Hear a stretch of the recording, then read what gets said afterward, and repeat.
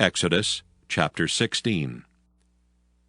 And they took their journey from Elim, and all the congregation of the children of Israel came unto the wilderness of Sin, which is between Elim and Sinai, on the 15th day of the 2nd month after their departing out of the land of Egypt.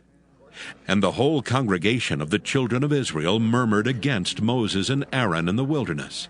And the children of Israel said unto them, Would to God we had died by the hand of the Lord in the land of Egypt, when we sat by the flesh pots, and when we did eat bread to the full. For ye have brought us forth into this wilderness to kill this whole assembly with hunger. Then said the Lord unto Moses, Behold, I will rain bread from heaven for you, and the people shall go out and gather a certain rate every day, that I may prove them, whether they will walk in my law or no.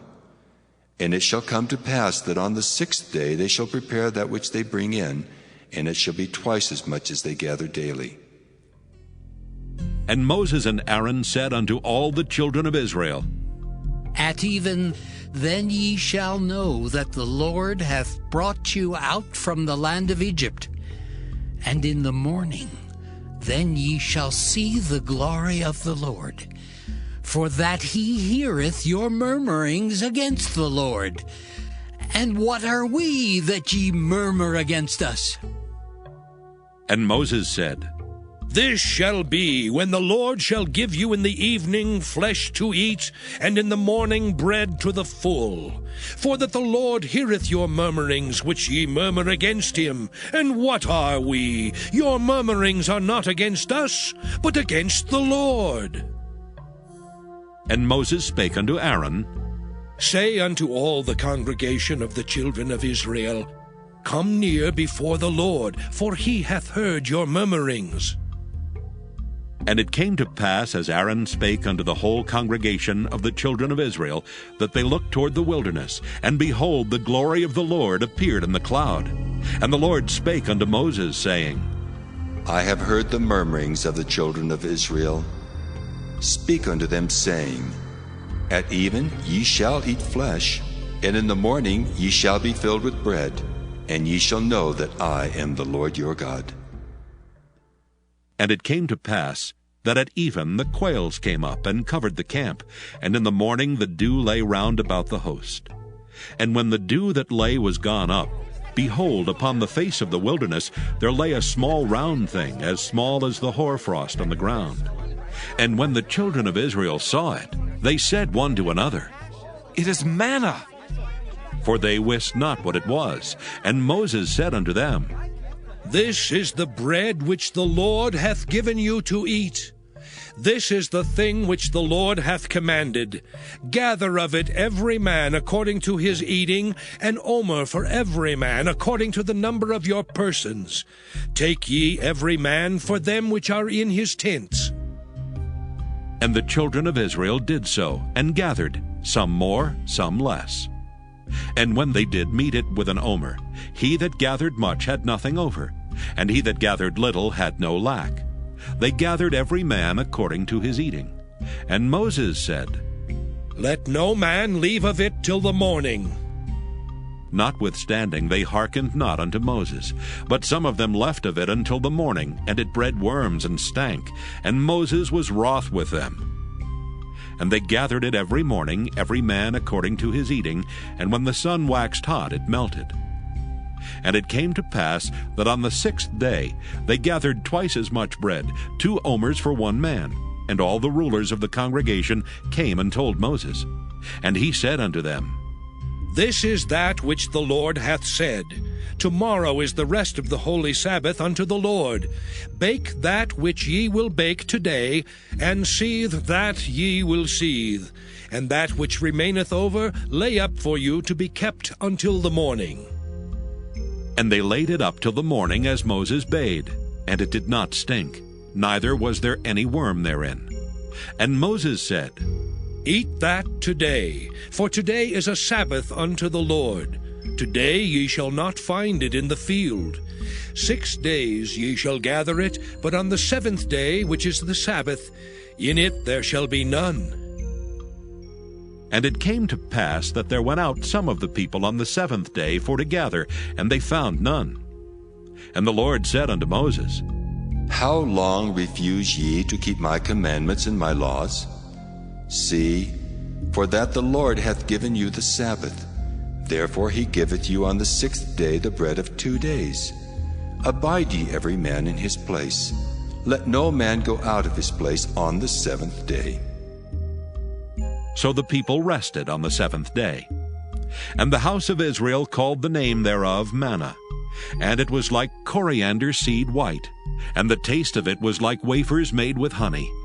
And Moses said, This is the thing which the Lord commandeth. Fill an omer of it to be kept for your generations, that they may see the bread wherewith I have fed you in the wilderness, when I brought you forth from the land of Egypt. And Moses said unto Aaron, Take a pot, and put an omer full of manna therein, and lay it up before the Lord, to be kept for your generations. As the Lord commanded Moses, so Aaron laid it up before the testimony to be kept. And the children of Israel did eat manna 40 years, until they came to a land inhabited. They did eat manna until they came unto the borders of the land of Canaan. Now an omer is the 10th part of an ephah. Exodus chapter 17. And all the congregation of the children of Israel journeyed from the wilderness of Sin after their journeys according to the commandment of the Lord, and pitched in Rephidim, and there was no water for the people to drink. Wherefore the people did chide with Moses, and said, Give us water that we may drink. And Moses said unto them, Why chide ye with me? Wherefore do ye tempt the Lord? And the people thirsted there for water, and the people murmured against Moses, and said, Wherefore is this that thou hast brought us up out of Egypt, to kill us and our children and our cattle with thirst? And Moses cried unto the Lord, saying, What shall I do unto this people? They be almost ready to stone me. And the Lord said unto Moses, Go on before the people, and take with thee of the elders of Israel, and thy rod wherewith thou smotest the river. Take in thine hand, and go. Behold, I will stand before thee there upon the rock in Horeb. And thou shalt smite the rock, and there shall come water out of it, that the people may drink. And Moses did so in the sight of the elders of Israel. And he called the name of the place Massah and Meribah, because of the chiding of the children of Israel, and because they tempted the Lord, saying, Is the Lord among us or not? Then came Amalek and fought with Israel in Rephidim. And Moses said unto Joshua, Choose us out men, and go out, fight with Amalek. Tomorrow I will stand on the top of the hill with the rod of God in mine hand. So Joshua did as Moses had said to him, and fought with Amalek.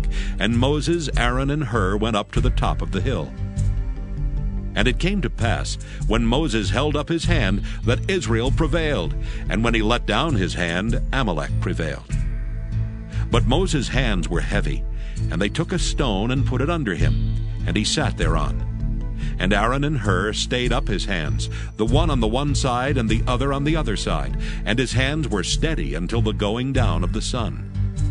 And Joshua discomfited Amalek and his people with the edge of the sword. And the Lord said unto Moses, Write this for a memorial in a book, and rehearse it in the ears of Joshua.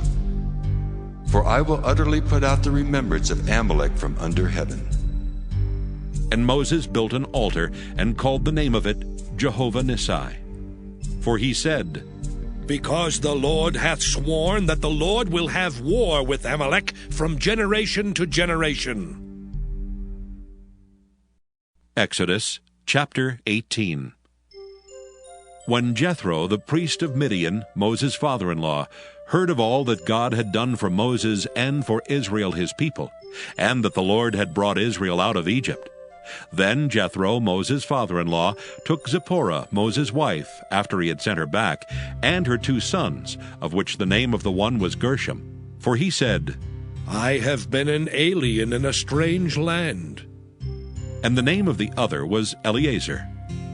For the God of my father, said he, was mine help, and delivered me from the sword of Pharaoh. And Jethro, Moses' father-in-law, came with his sons and his wife unto Moses into the wilderness, where he encamped at the mount of God.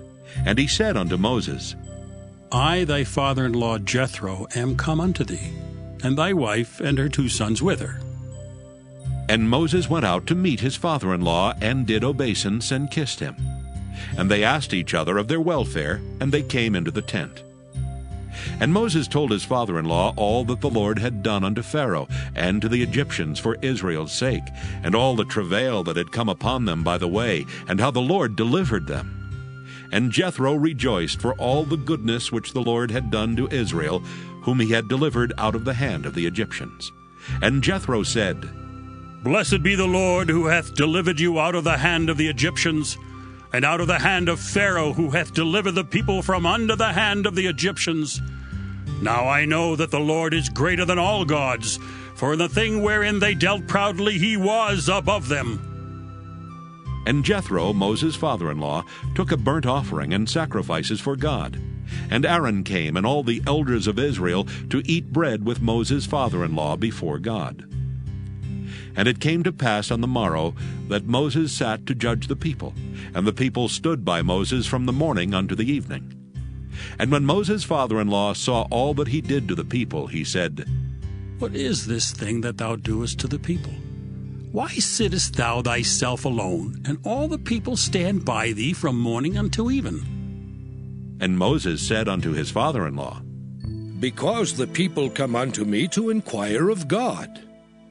When they have a matter, they come unto me, and I judge between one and another, and I do make them know the statutes of God and his laws.